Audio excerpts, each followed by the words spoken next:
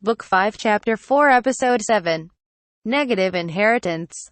I stopped by the store to inform them that I was back in town, and they told me what had transpired while I was away. It sounded like everything had gone as smoothly as usual, but they did have two matters to inform me about which were unrelated to work. "This is from Weizen," Carm said as he handed me a letter. There were also two framed pieces of paper on the desk in my office. It took me a while to remember what Weizen was, but it was the name of Fina, Maria, and Jane's village. It was written on their resumes, but I'd completely forgotten about it. "Looks like it was sent by the mayor," I noted. The letter said that they had decided to produce and sell barley tea, and that they were grateful to me. It seemed that the village was in agreement on the idea, and that they were working well with the Sionji Trading Company. Each of the families was processing their barley reserves, and they were making plans with Pioro to build a processing plant where numerous people could work at once, as well as increase their barley production. When Pioro got my letter of introduction and a sample of the tea, he apparently went to visit the village himself. While he was there, he even put their excess grains aside from the barley. They certainly sounded happy. To show their appreciation, they also sent a special thank you letter and a certificate stating that I was the Weizen Barley Tea Factory's advisor. Both of those things occupied the two picture frames. This advisor position seemed to be entirely honorary and required no input from me. I wasn't getting paid for it either, but they intended to periodically send me some tea leaves so I could appraise their quality.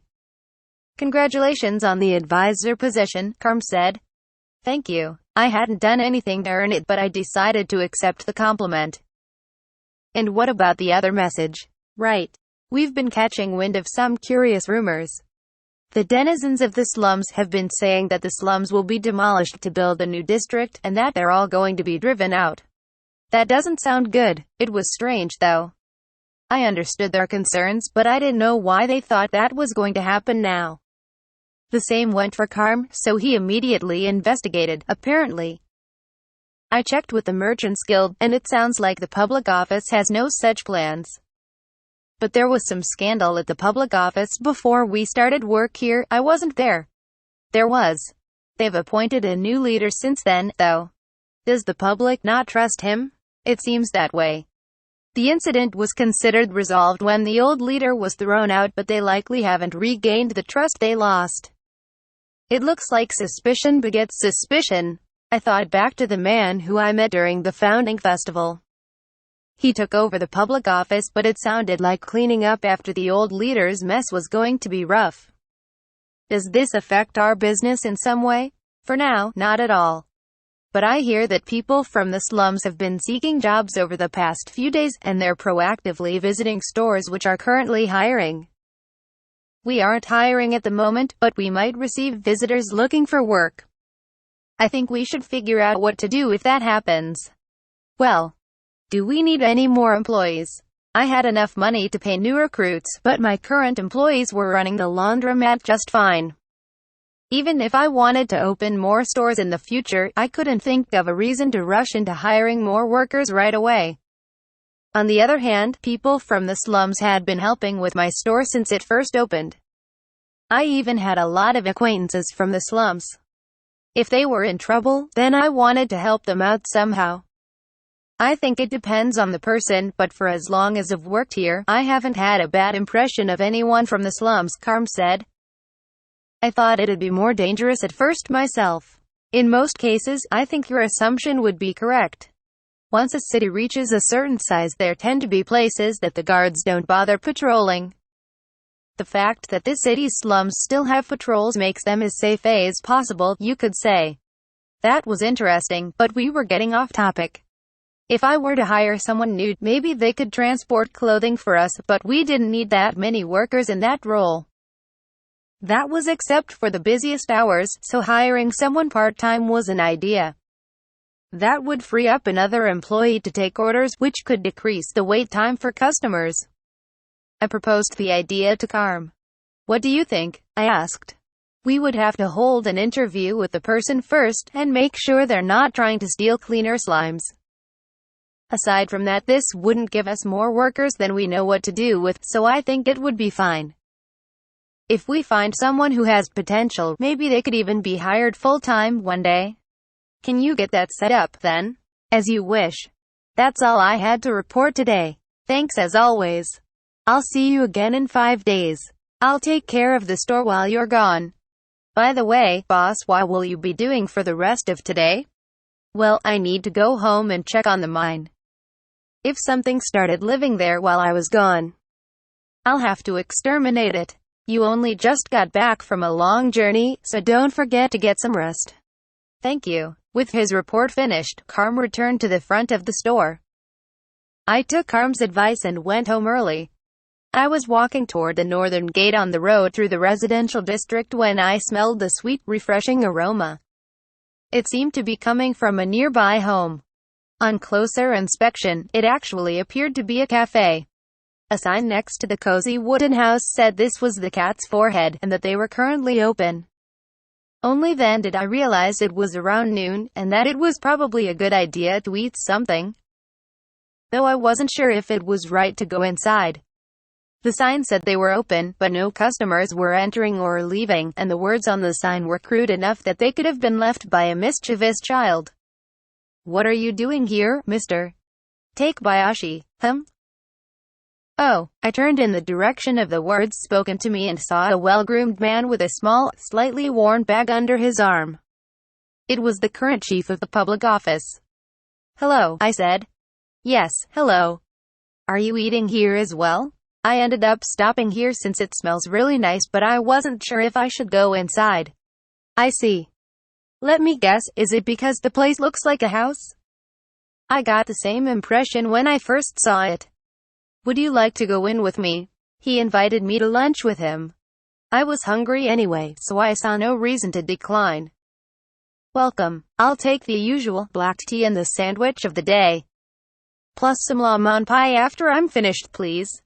I'm with a guest this time, so make it a double order. Very well. Please be seated. When we entered the building, a counter was straight ahead. Sitting on the other side of it was an old cat woman. After Arnold aloofly took his order, she disappeared into the back of the cafe. This way, Arnold said, guiding me to a table for 4 against the wall east of the counter. There was an identical table on the left side, but that was it. This cafe could seat no more than 8 people, from what I could tell. This place is as small as it appears. Plus, those 3 items I ordered happen to make up the entire menu. Still, they're all quite delicious. Interesting. Do you come here often? I suppose I do. I've been coming 5 days a week as of late. So basically every day, then. More than a little often.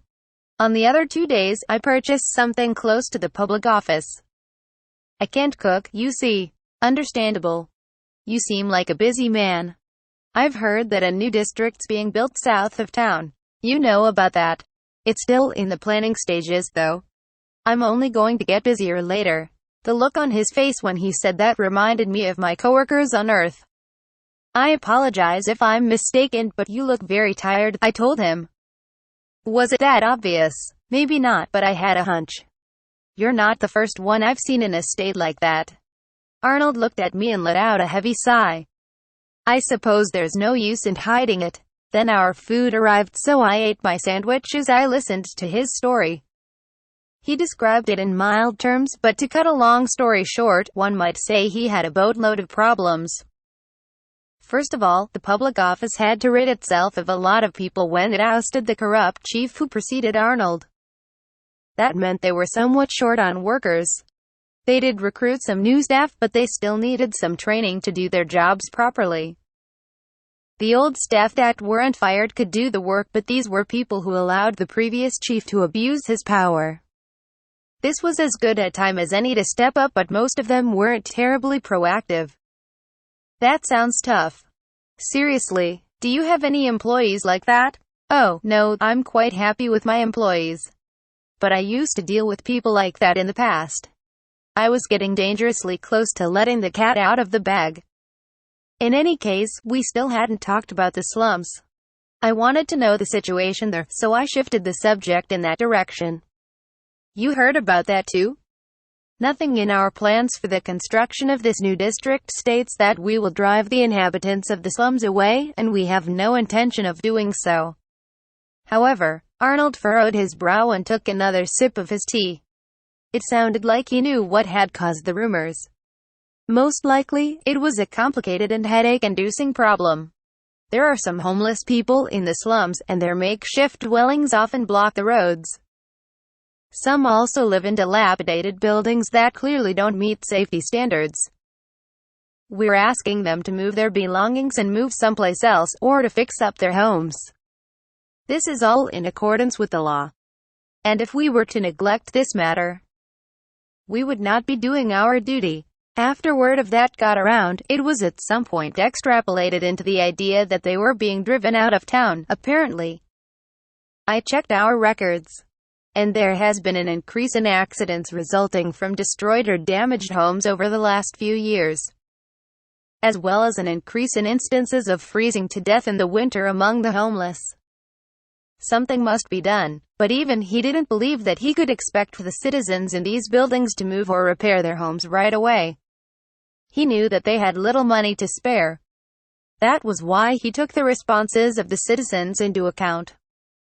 He never considered removing them by force, and for the time being, this was simply a request.